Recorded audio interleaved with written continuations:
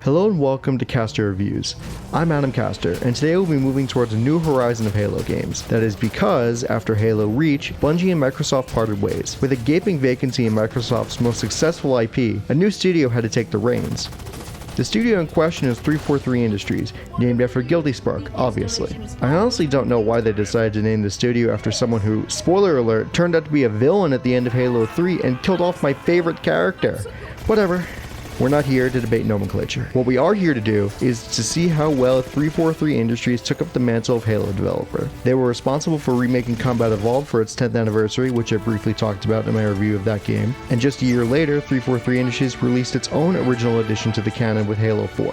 In my opinion, that takes balls. They could have easily fleshed out the main trilogy to Kingdom Come with prequel games if they wanted to, but they wanted to do their own thing and tie it back to the series' chronology. Halo 4 is the latest game that is available on the Master Chief Collection, and with that, I'll give some final thoughts on the package as a whole. So without further ado, this is Halo 4.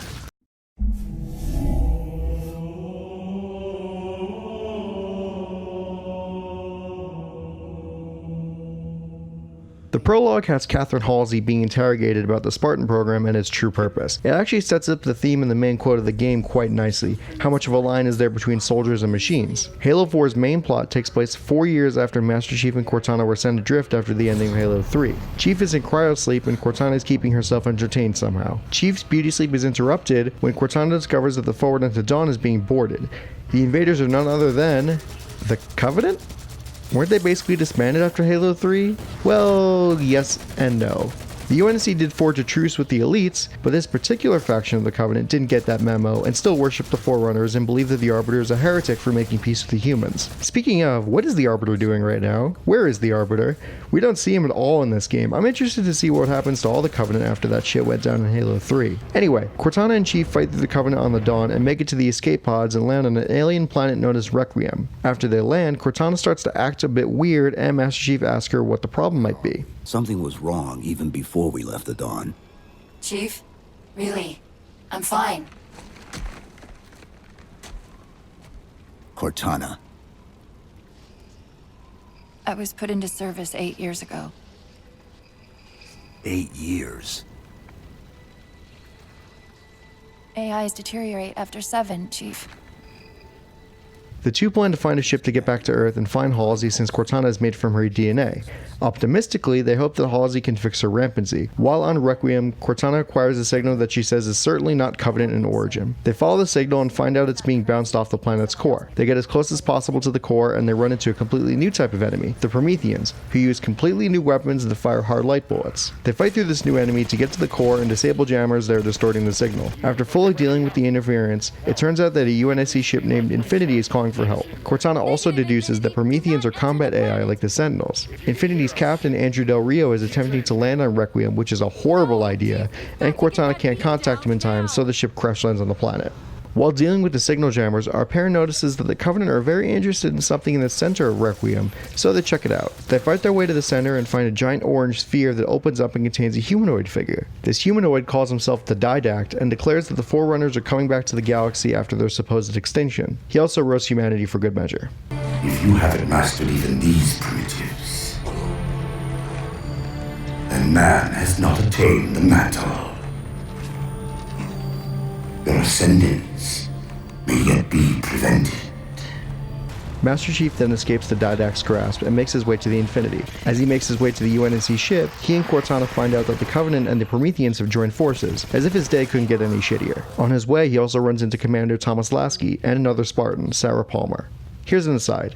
Remember how I said in my Halo Reach video that there are only 3 generations of Spartans? In the intervening time between Halos 3 and 4, a new Spartan program was established. These Spartans, known as Spartan 4s, were not kidnapped children, but adult volunteers. Spartan 3s were also invited to join the new program. So most of them were not as jacked as Master Chief, but not everybody can join, so it's still exclusive to the best soldiers. Chief, Cortana, Palmer, and Lasky then clear a landing zone for a Pelican to take them to the Infinity. It's there that they finally meet Captain Del Rio in person, who assigns them a mission to attempt to get the Infinity off of Requiem. In the middle of the mission, he is taken, without Cortana, by a being calling herself the Librarian, who is also a Forerunner. She tells Chief that the Prometheans used to be humans, and she informs Chief on what the Didact is after. The Librarian also gives Chief a power-up that might be able to defeat the Didact, but it doesn't really affect gameplay at all. Chief is then sent back to his previous mission, and Cortana is very confused about where Chief went. After failing to defeat the Didact after the power-up, Master Chief and Cortana head back to the Infinity, where Del Rio straight up doesn't believe that Master Chief knows what the Didact is planning. I understand what you think you saw. Think?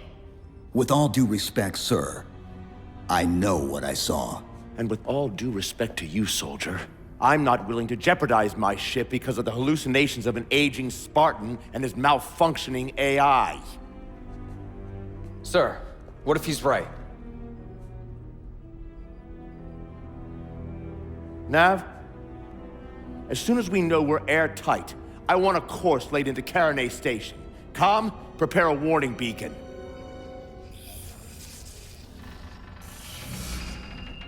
I will not allow you to leave this planet! Cortana, I didn't mean to.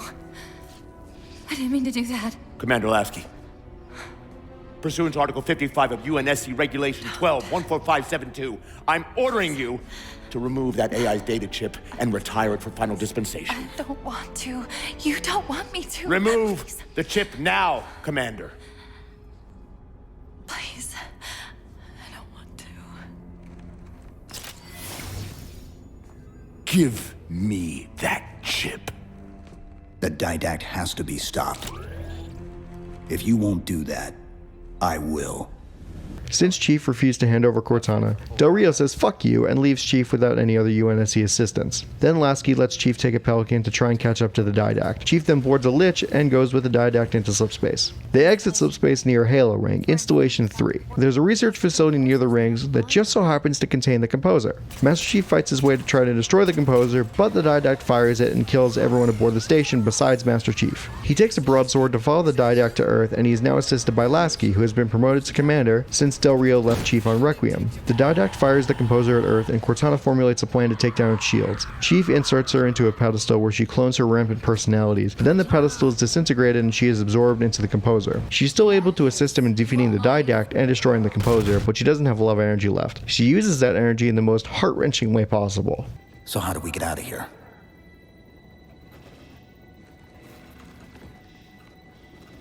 I'm not coming with you this time. What? Most of me is down there. I only held enough back to get you off the ship. No. That's not... We go together. It's already done. I am not leaving you here. John.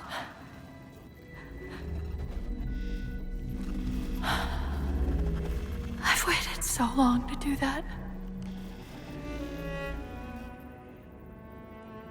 It was my job to take care of you. We were supposed to take care of each other. And we did. Master Chief is then left drifting into space until the Infinity finds him and picks him up. Lasky remarks on how Chief thinks of soldiers, and then he goes to the Spartan deck for armor repairs. The story of Halo 4 is fine, but I do wish the Didact had more prominence. I can only remember a few times where you actually see him. I would love to know more about his motivation without diving into the Halo wiki. The callbacks to previous Halo games are plentiful. The mission Requiem is basically the Pillar of Autumn with better graphics and a different covenant. Cortana references the ending of Halo 2, and you have the classic Halo vehicle escape sequence. If/when you play Halo 4, you'll see a ton more references. Most of the characters are interesting to me, but I don't really like Andrew Del Rio. It's like a Spartan 2 stole his ice cream in the military academy or something, because he has a vendetta against Master Chief. How can you not trust someone who literally saved the galaxy 4 years prior? It does not make sense to me. Another thing is that I was hoping that the prologue would have more to do with the actual game besides giving you backstory on the Spartan program. It seems like they could have just started you with Requiem and put the prologue in an expanded universe book. I like the story, but I wish it was more fleshed out. I got the point of what everyone was doing, but I didn't really, if that makes any sense. With that, let's see how the graphics made the jump between studios.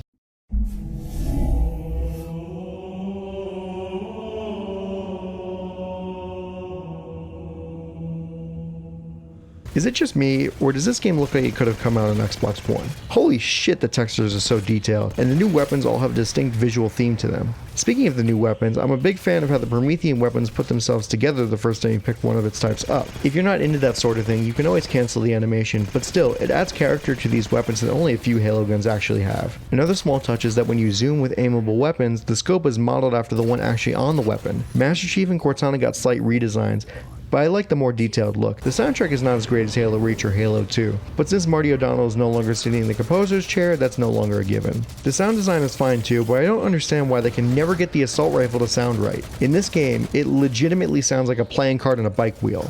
The Promethean weapons sound awesome, and the newer UNSC guns also sound great. With that, let's talk about how the gameplay made the transition.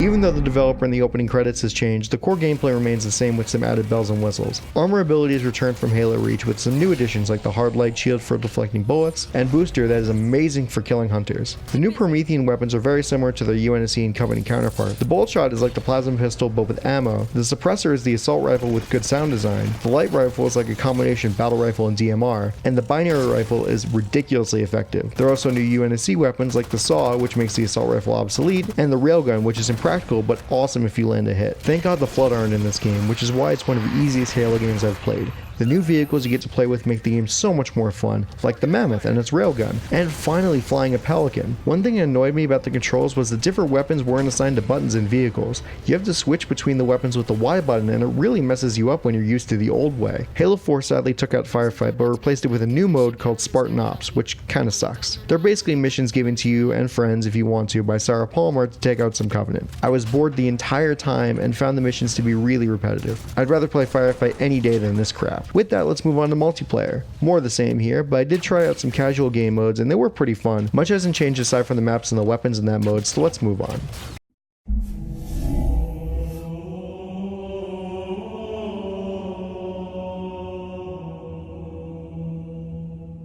Halo 4 was a bold step for a new developer, and I think that they more or less succeeded.